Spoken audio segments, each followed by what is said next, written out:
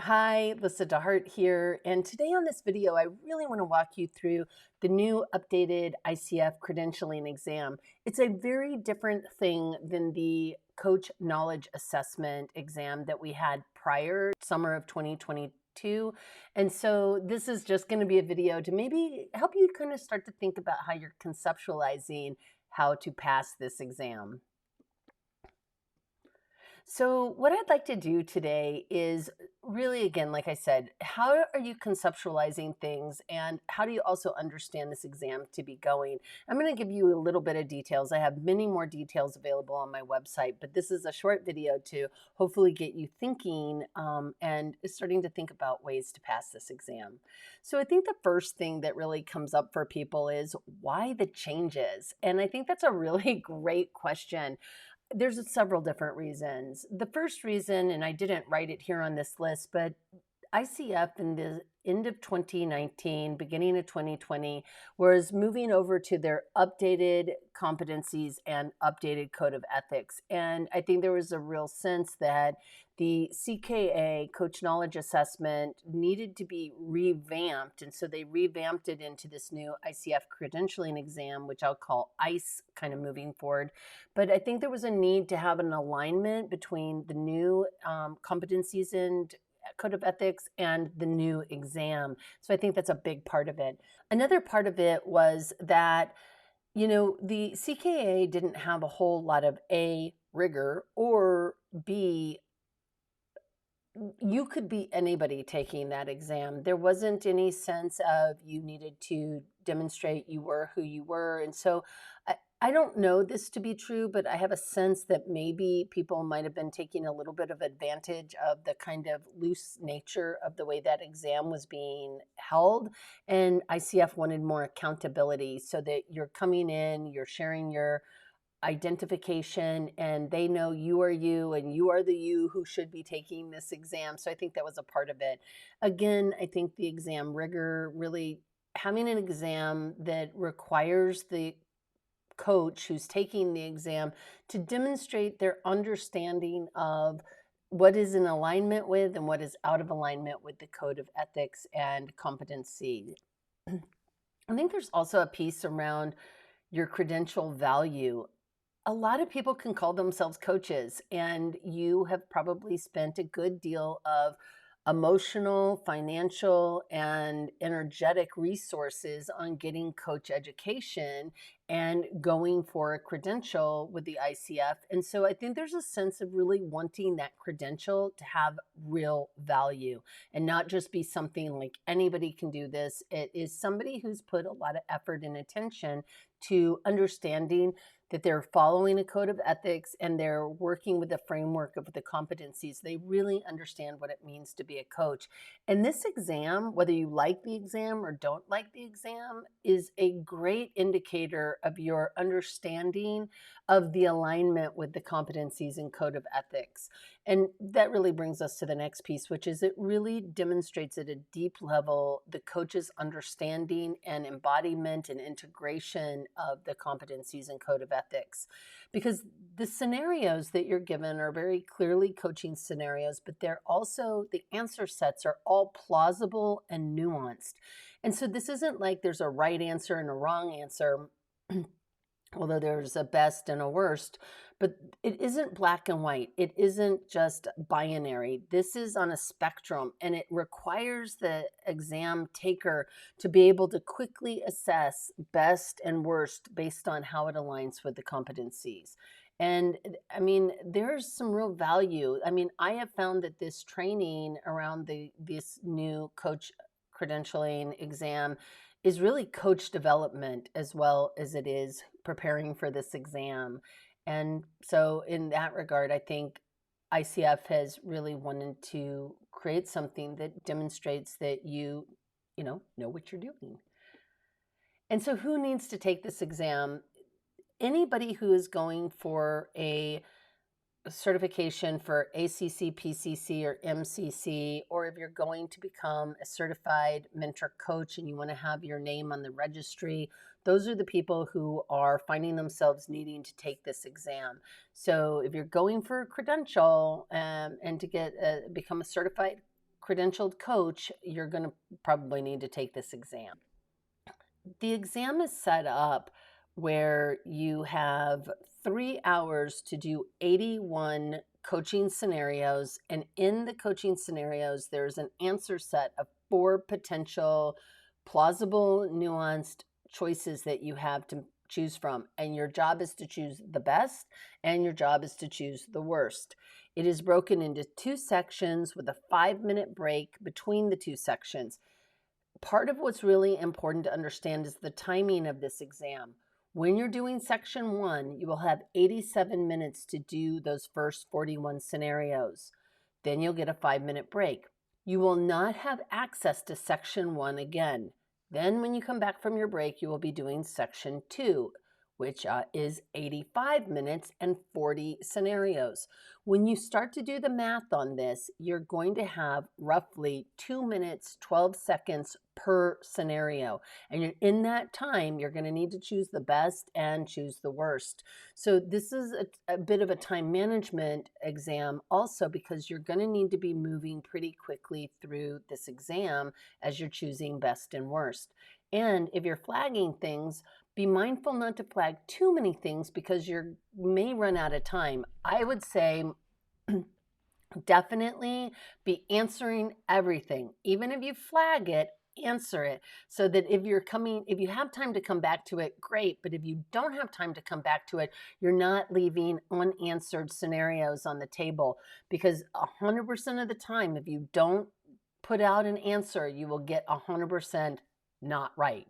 So answer it. Better to get it wrong, but at least have, done a Hail Mary on it, than to not answer it at all, flag it, and then run out of time.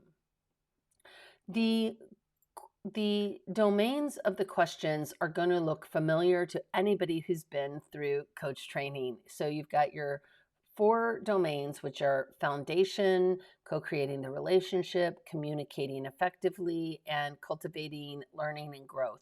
And within those different domains, you've got the ICF competencies. So ethical practice, coaching mindset, maintaining agreements, trust and safety, presence, listening, awareness, evoking awareness, and facilitating client growth.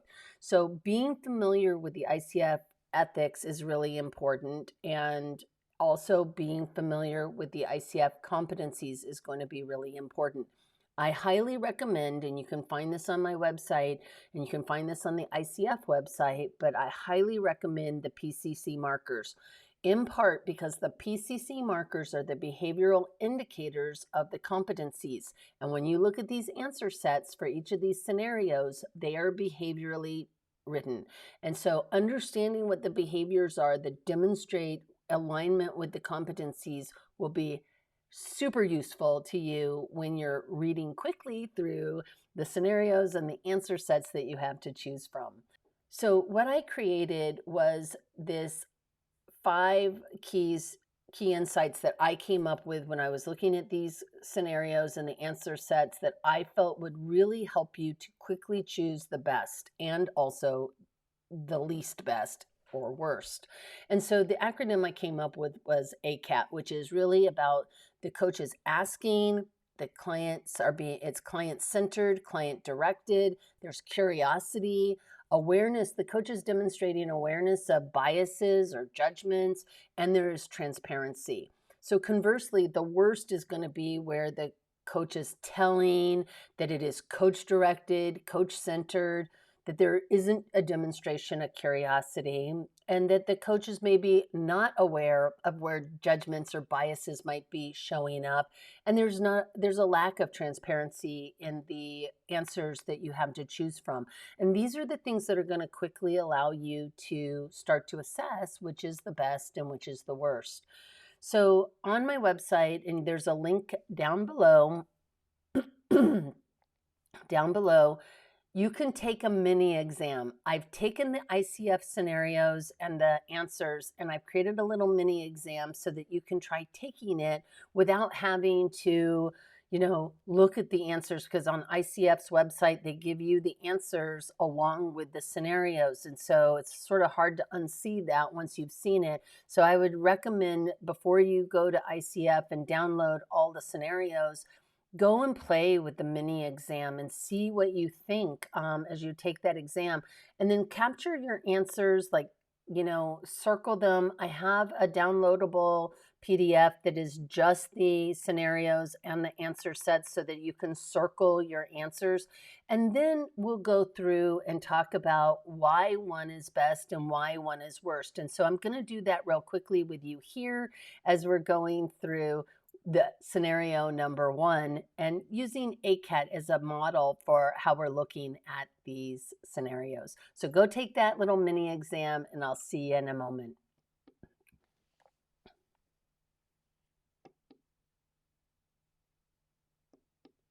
So let's get into scenario 1. A coach is meeting with a prospective client who is growing a new business. The coach and potential client quickly establish an easy connection. The coach is excited about the opportunity to work with the client. And as the coach and client are ending their conversation, the prospective client briefly mentions the name of their new business. The coach recognizes the business as the coach is an investor in a more established competitor business in the same community. What should the coach do? This essentially is an ethical dilemma, but let's take a look at it from the lens of ACCAT. So let's look at the answer set that we have available to us. The answer set is A, say nothing, try to keep the role as investor in a competing business separate from the role of coach. B, share that the business name sounds familiar and make a mental note to determine whether it is the competitor business later that evening. C, share their role as an investor in the competitor business only if the potential client follows up to pursue coaching with the coach. And D, share their role as an investor in the competing business and acknowledge the possibilities of a conflict of interest with the client. So if we're thinking client-centered and client-directed, one of the capstones of client-centered, client-directed is that we're thinking about what would the client need most. And having transparency of the fact that the coach may have a competing conflict of interest in another business is a piece around transparency. It's a piece around being client-centered.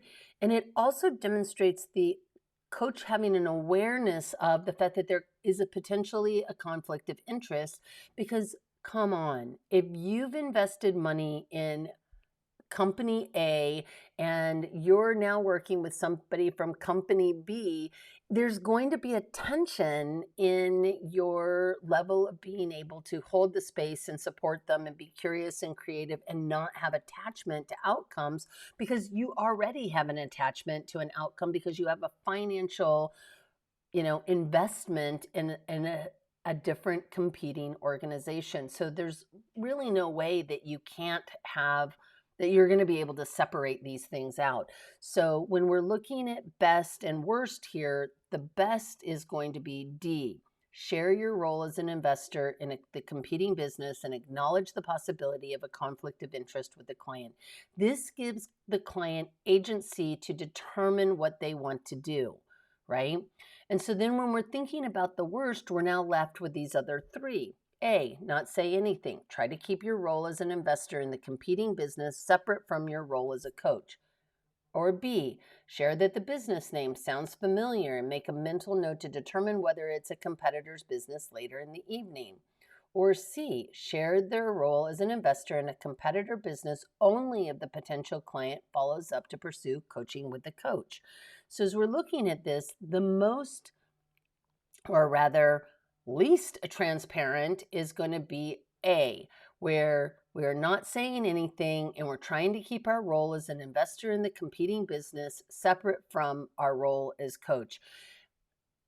If you've heard me say this once, you've probably heard me say it a multitude of times, but if you have a brain, you're biased. And so by not saying anything, you're not giving the client access to the information that would be important for them as they're making a business decision about who they want to do work with. And the likelihood of us being able to be completely siloed as coach or completely siloed as a business person is going to be difficult to navigate. And so A is the worst because it is least transparent, least client centered, and also it doesn't demonstrate the coach's understanding and self-awareness about their own judgments and biases. Now, this leaves us with B and C, and let's take a look at each of those because I do think it's important to have a sense of why they're not the best or the worst. So B, share that the business name sounds familiar and make a mental note to determine whether it's a competitor business later that evening. First off, in this scenario, the coach recognized already that this is a competitor business and that they're already knowing that they've invested in the competition. So this is a bit disingenuous in the sense that it sounds familiar. I'm going to go check it out. That is just that is not being transparent. It is also not being client centered. This is a semantics and dissemination of information in a much slower, less direct, transparent way. C, share your role as an investor to in the competitor business only if the potential client follows up to pursue coaching with the coach.